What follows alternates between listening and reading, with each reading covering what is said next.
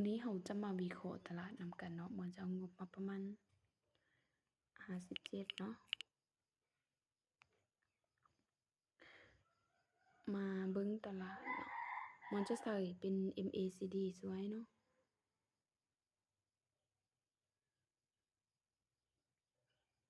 นี่เลยมันจะใส่ MACD ตัวนี้สวยเลยวอลลุ่มแท้วิเคราะห์บ่เป็นเนาะมันถนัดแต่ MACD เนาะแล้วก็แนวรับแนวต้านสำคัญสุดเนาะมาเบิ่งกันว่า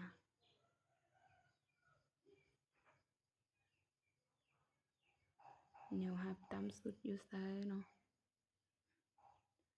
โอ้พอดีจุดนี้เลย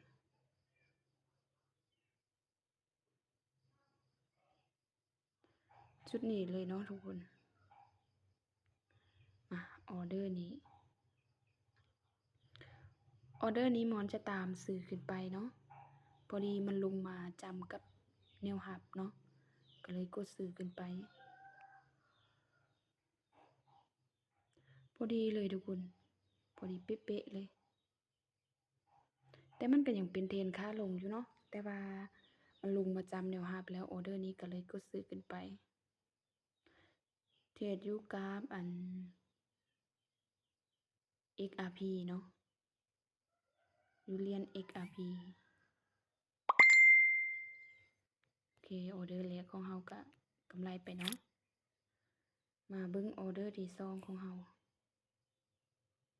มันจะไป16เนาะ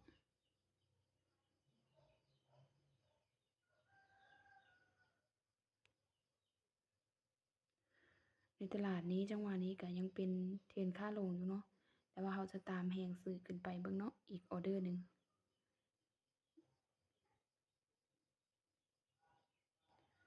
โอเคพอดี MACD เป็นเม็ดสีเขียวเข้มเนาะ MACD ตัดกันขึ้นเลยแฮงซื้อมาหลายเลยเบิ่ง MACD เนาะทุกคนเกิดแทงสีเขียวเข้มเนาะโซนนี้เป็นโซนที่ว่าสลับเนาะทุกคนในโซนนี้ก็คือเป็นมีแดงแด้มีบัวแด้สีบัวนี้แสดงว่า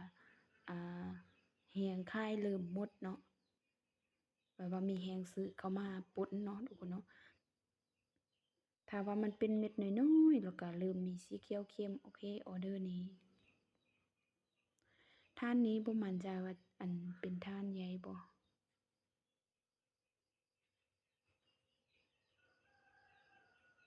ปิดตามออเดอร์นี้จะตามเนาะตามสื่อขึ้นไปแต่ว่าอันเป็นออเดอร์ที่ว่าข้ามผ่านก็ได้เนาะแต่ว่าบ่อยากให้คลิปมันสั้นหั้นน่ะคลิปมันยาวเกินไปเนาะออเดอร์นี้ม่วนก็ไปน้อยหนึ่งเนาะแต่ตามสื่อขึ้นไปเพราะว่าได้วินซื้อแล้วMACD นี่ตัดกันขึ้นสีเขียวงามเลยขึ้นไปเก็บใส่เลยเนาะมันจะเทรดอยู่เหรียญน้อยๆเนาะเพราะว่าเหรียญเยอะมันพันผวนหลายไกโอเคสวยไปหน่อยก็กำไรเนาะโอ๊ยบ่ทันถ้าว่าเราได้วินซื้อแล้วก็ตามไปเลยเนาะแต่ว่ามันจะบ่ออกหลายเด้อเพราะว่ามีกำไรแล้วรักษาทุนรักษากำไรโอ้โฮเกินไปบ่แบบนี้เสี่ยงได้ถ้าว่ามันขึ้นยาวแบบนี้เนาะมีโอกาสปิดแดงน้อยๆเนาะมาตามซื้อต่อเลยเพราะว่าได้บินซื้อถ้าว่าออเดอร์นี้พลาดมันก็จะหยุดเนาะถ้าว่าออเดอร์นี้วินมันก็จะตามไปต่อเลยเพราะว่าก็มีกำไรแล้วเด้งบ57เนาะมาตอนนี้ก็80กำไรประมาณ20ปลายเนาะเห็นบ่ทุกคนแฮงซื้อมาหลายก็ตามแฮงซื้อไปเลยแต่ถ้าบ่มั่นใจเนาะก็ผ่านก่อนก็ได้ถ้าสิออกออเดอร์ก็เดือนน้อยๆก็ได้เนาะม่วนมักจะเฮ็ดจังนี้ออเดอร์ใดก็สิว่ามั่นใจแล้วออกหลายๆเนาะเมื่อมีกำไรแล้วเอาปลายๆมันไปถ้าว่าพลาดแล้วก็คือหยุดเนาะ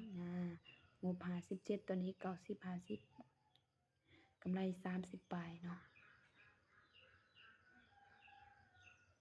อีกออเดอร์หนึ่ง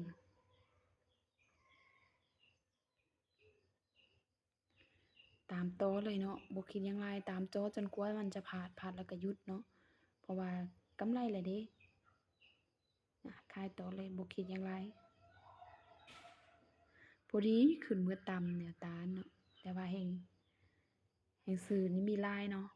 มันก็ตามไปเลยถ้าออเดอร์นี้พลาดก็คือหยุดเลยเพราะว่าบ่อยากสวนมันเนาะแต่ว่าออเดอร์นี้พอดีขึ้นไปต่ำกับแนวต้านเลยโอเคออเดอร์นี้พลาดก็คือเราจะหยุดเลยเนาะดีดขึ้นได้บ่ดีดขึ้นได้บ่อีกนิดหนึ่งอีกนิดหนึ่งได้บ่ได้บ่ได้บ่นิดหนึ่งโอ้เอา11มันเป็นสื่อว่ะ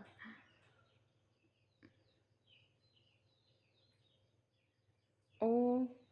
เอาเมื่อกี้มันกดคายเนาะม่อนคิดว่าม่อนกดซื้อได้โอ้วินไปแบบงงๆเนาะ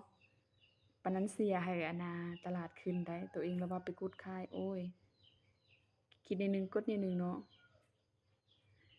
มามันยังวินอยู่เนาะวินอยู่ก็ไปต่อเลย6จั่ำ16โอ้อ๋อมันหยุดแล้วเนาะมันผ่านออร์เดอร์ไปแล้วโอเคคลิปนี้ก็ประมาณนี้เนาะสำหรับเทคนิคม่อนก็เทรดบ่ได้ใส่เทคนิคหยังหลายเนาะหนึ่งก็คือมีแต่ใส่ MACD แล้วก็แนวรับแนวต้านเนาะแล้วก็เบิ่งตลาดในช่วงที่ว่าไซด์เวย์สลับเฮาบ่เข้าก็ได้